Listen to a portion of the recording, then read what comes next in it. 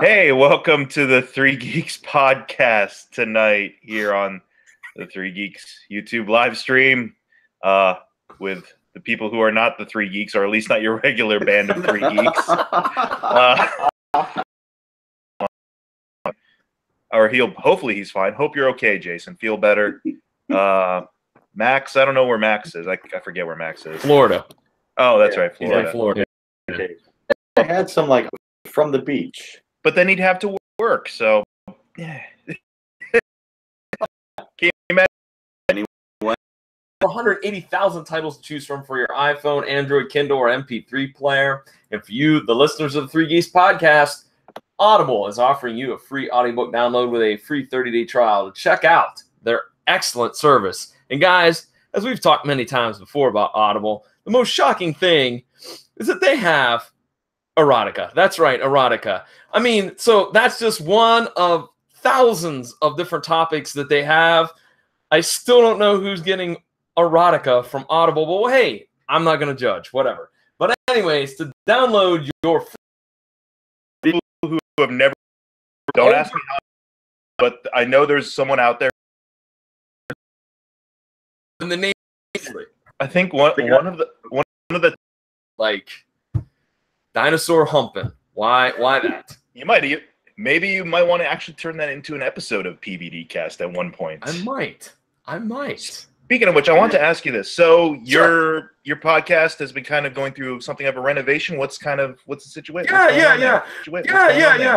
Well, I have of the PVD to broadcast the PVD Cast to Google Play and to iTunes because those two particular outlets, they have problems with WordPress sites. And, I admit that I'm no coder. I don't know anything about JavaScript or anything. So I use a WordPress for pvdcast.com. So I started using this plugin. The problem was I really could not get any type of statistics as to who's listening, where they're listening, how long they're listening, or anything along those lines. So after talking with some other podcasters, actually at Wizard World, I decided to research Libsyn, and I decided to try to go ahead and just give it a chance.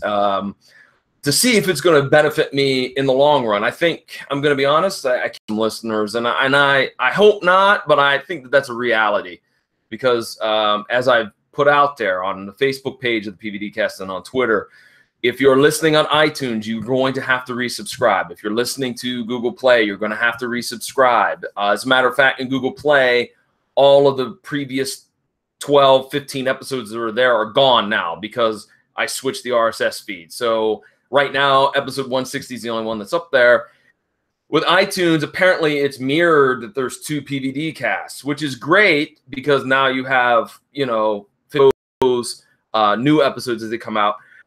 And it also opens me up to, in a few months, they have a waiting period, apparently. Also, Spotify is a possibility. But it's been a little bit of a challenge because I think that, as I mentioned, people get used to. I don't want to make my my listeners sound stupid or lazy or that, but you get used to the idea that you've already subscribed and you have this RSS feed, and then to be asked to redo it. I know that that's inconvenient. I know sometimes that's I'll get to that later, and then 3 or 4 months go by, and you're like, oh, I totally forgot about this podcast, and then I've lost listeners. So yeah. It's a changeover. And there's a few more kinks to work out. I just got Stitcher all set to go with them too. And so if anybody's out there listening and you've listened in the past to the PVD Cast and you're having problems, please let me know. Worth it though to catch up. Definitely. Especially that changed was iTunes, Google Play, Stitcher. As a matter of fact, if people, and I don't know how many people, if you listen through the Echo Network or Pod Paradise, I think those stayed the same. I don't think you have to do anything there either. So, but like one of the coolest things about Libsyn is I found out just yesterday, on Friday, that 7 people have listened already. 2 of them are from far away. Washington, D.C. and Oakland, California. So I'm like, that's pretty awesome. Now I get that breakdown of who's listening where. So yeah. Bi-coastal. Bi-coastal, man. There you go. You can say, we're a bi-coastal podcast. I told my buddy who's an avid Raiders fan, I'm like, I'm not going to try to make the Raiders Nation mad. Well, I don't know. We'll see. We'll see how that goes. I'm also thinking about going in, just real quickly, if I may. I'm also thinking about adding on Patreon. Oh, I'm glad you actually mentioned that. But yeah, that's one thing. Patreon is my entry level thing is $1. Basically because I think that a lot of my archived episodes are taking up so much space on pvdcast.com. That would be a great well set to go as well. Definitely. That's something like, go ahead. If you want Velociraptor. Right. It's original, it's blue and all this jazz. That dude was never around the car. And I'm like, no, listen, asshole. You don't get to have this sweet car and then get to duck me. I have so many questions. And so I jotted down his information, and he happens to live just outside of Zanesville. So one day I'm making a road trip because he'll be easy to find in Zanesville. All you got to do is go, hey, anybody know this guy that has the blue car with the steering wheel on the wrong side? And then oh yeah, we know him. Your stats. They had convinced the young ladies there that my broadcast partner and another wrestler had convinced them that they were exotic dancers. And when they said what they just used their wrestling names, what their wrestling names were, the young ladies were very intrigued. But the best one was the fact that, and I'm sure he doesn't care. I know he doesn't care. Mikey D, great man, great friend. Love you, Mikey. Mikey said that his name was Mikey D, and the stripper said, well, what does the D stand for? And he leaned in very close to her and whispered in her ear, Dia. Metrics. D.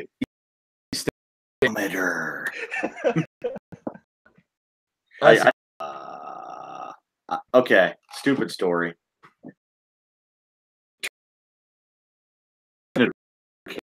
Scary. Exactly. Yeah. That would be kind of fun.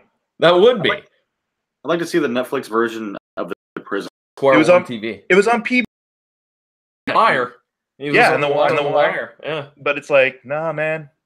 Square One TV. I don't remember that show. I got to be honest, I don't. But it was the Robin Williams HBO.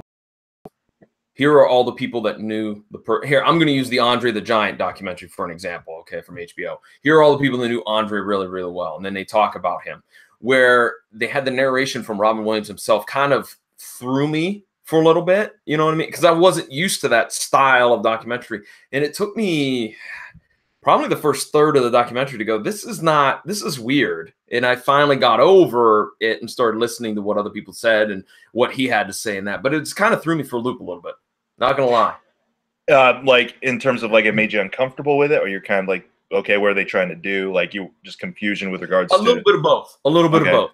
Yeah. Also, I get what you're saying. Also, from my aspect of loving film, I was trying to figure out, like, well, why are they doing this? What's the angle? So it was a little bit of both, Mike, actually. But overall, I did like it. I liked it. So yeah, there's definitely not a main central figure aside from Robin Williams himself that takes control of the narrative of. But here it's more nebulous, and it's just more about getting testimonials from everybody. Right. They left out a couple of people. His two other kids, for example, and his second wife. So yeah, I was kind of curious about that. I'm like, from all accounts, gets along great with pretty much all of his family, whether he's married to them or related to them at the time or not. So I wonder what there was at that point where it's just like they're only interviewing his eldest son. Like, because what's her name? Zelda Williams, his daughter, she's like a really accomplished actress. Yeah. And has been in a couple of things now. And yeah. You know, it was just kind of, for me, that was the weird point of it. It wasn't necessarily anything having to do with kind of taking us through his journey, but it was more about like, it's weird that you're only interviewing one of the three kids, at least. Yeah. Because I'm sure, like, they probably have some great stories about their dad. The one part where I got choked up, the one part I laughed the hardest was the Sesame Street outtakes, where it was him and Elmo talking about improvisation, and it was just these bloopers of Robin messing up, and he was like, you can't put that on the air, I'm sure, and just cursing in front of a Muppet made me laugh. See, me, I enjoyed the Mork Mindy outtakes because I guess in my mind, like, that never happened. You know what I mean? As a kid, Yeah, exactly. And you're like, what? Christopher Reeve is like flying. I think it was Christopher Reeve has in the cave, yada yada yada. With scraps. Do you guys want to? It was, I think, officially kind of declared there was no more brain function, so they allowed him to pass away at the beginning of the week. Even just from standing watching him be interviewed by Jason and Max, like the enthusiasm from that dude was very infectious, and you could tell he had a very legitimate passion for what he did and what he talked about, and calling up specifics or being able to back it up with anything other than just kind of blind fanboyism. Like, he was a fanboy, certainly, but he had standards and principles that he stuck to with regards to his fanboyism. And that's something to be admired, certainly. So I think it was pretty cool what Collider did, because they were in San Diego Comic-Con for the whole weekend. They didn't show any of the stuff they probably had planned when it came to discussing what was revealed at Comic-Con. They instead dedicated a whole live stream to, like, I think it was 24 hours of just Jon Schnepp material. So that shows like the impact that he left on his coworkers. So yeah, it's a tremendous loss for this community, especially. I was really shocked not by the news. First, young. Yeah. Oh, okay. Yeah, certainly. Well, I didn't talk about. And that, I believe, right now is available on our Facebook page. Yeah. I don't know if it's on the YouTube. Yeah. So, but yeah, now. Yeah. Yes. Okay. Yes. So I mean, that's the big thing is Rick is gonna be. Gee, I wonder what's gonna happen to Rick on a show like this. Right. His last season. And Oh, supposedly God, Lauren Cohan is also thinking about leaving as well. She wants more money, supposedly. And Martha needs to get paid. hey, exactly. So yeah, so supposedly she might be going to, I don't know, I'm just kind of fed up with it. So ultimately, that's kind of why I bowed out second season, because I kind of saw this coming long term. I'm like, really, how many seasons are they going to be able to milk out of this premise? Because apparently the premise is we're not working towards any end game at all. It's just survive. Okay. Yeah. How much longer can people survive? And after halfway through the second season, I'm like, okay, I know there's no end game here with this show. This isn't interesting to me anymore. Yeah, I don't know. They have the first 3 or 4 episodes of this season to make. What's his I've seen Aquaman, ladies. It's like a feasible. And then you have Titans, which looks like a heaping pile of shit. And then does DC not get it? Do they not know how to make a superhero movie? DC does not understand how to do anything anymore. I think DCEU, they finally coined a proper official title for what they're do our semi-serious adventure thing with Aquaman. We can do whatever else is in the pipe. Yeah, Dark Brooding, which Ellen Jala, I think is his name. That creative team took over the Aquaman book and they made him much more grittier and they made him more interesting. He had the missing hand with the spear thing. Doesn't look like Justice League where they're like, okay, let's up the chroma factor on this movie because it's dark. It genuinely looks like James Wan. That's the thing. I have more faith in James Wan as a filmmaker to pull off something with this. It's got Patrick Wilson in it. I'm a Patrick Wilson fan, so I'm looking forward to see if he can make a memorable DC villain out of a very not memorable DC villain. Black Manta looks like Black Manta. He shoots laser beams out of his mushroom head, so I'm cool with that. Nice. Amber Heard looks good as Mira. She looked fine in Justice League, and here where there's actual more color going for it. The green suit works. And yeah, Jason Momoa, yeah, he might be on the verge of becoming Batman 2.0, but I think there's enough of that. Whether that works out long run as him as correct. Whereas I think, yeah, go ahead. I was gonna say, whereas I think Titans is so. Who's to say like what exactly that show is? It felt. I was saying this earlier, and I know Max is like, "Why are you guys talking about like it's a show?" Because I said it earlier on my posts. It looks like a really well done fan. It doesn't look like a show at all. It looks like it was done aware that movie's aware of what it is. Right. Yeah. Sure. Very, very much aware. Yes. I mean, when I hope they continue that here. I hope they're able to flesh out characters that maybe weren't as interesting in the previous seasons. Whole movie, I'm like, yeah, they had a completely different idea for this film in mind, and they just really want to get in on the Guardians of the Galaxy, you know. And, yeah, feel like sidekick with him all the time, but that's about it. I was going to mention, because you mentioned Guardians of the Galaxy, what about the big news dropping? I think it was. Go back. Man, that song has aged poorly. As has Nickelback. Yeah. Which I'm sure well, they listen to characters end up kind of taking a lot of the focus, and then you get 20 minutes of some good kaiju fights. That's kind of a staple throughout the entire franchise. But I hope the fights are memorable.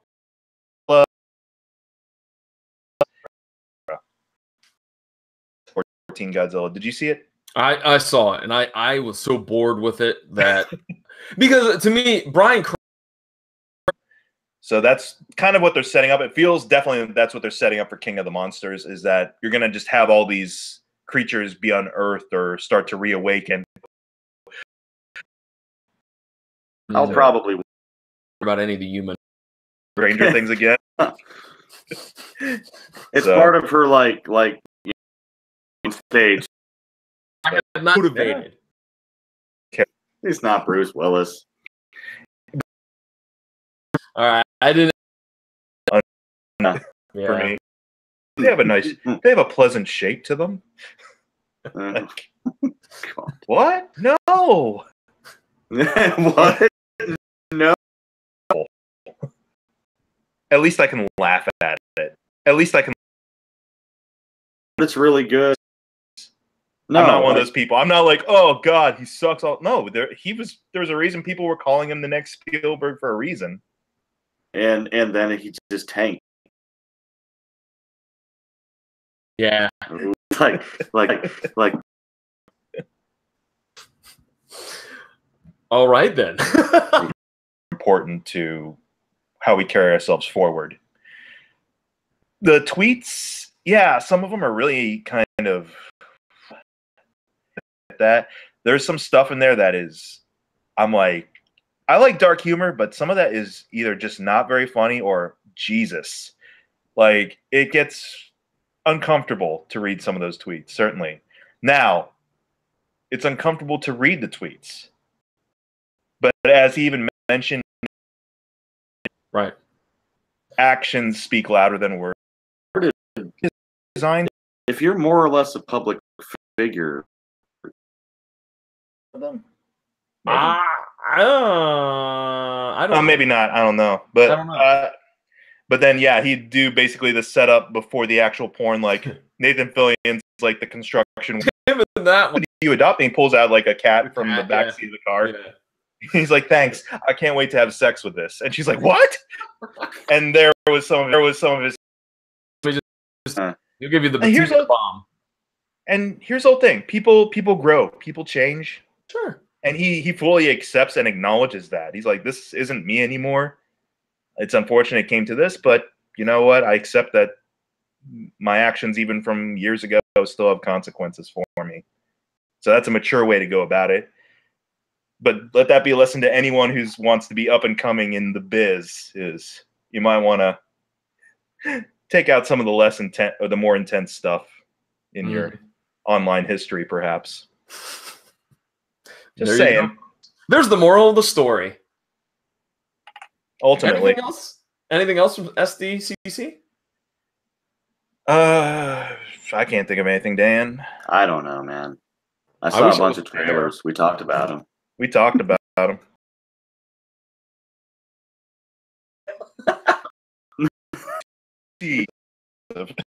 Yes. Damn it. Horribly out of context. Some books on. Yeah. Have a lovely night, everybody. Thank you for coming on, John. The B team of 3 Geeks here. The B team.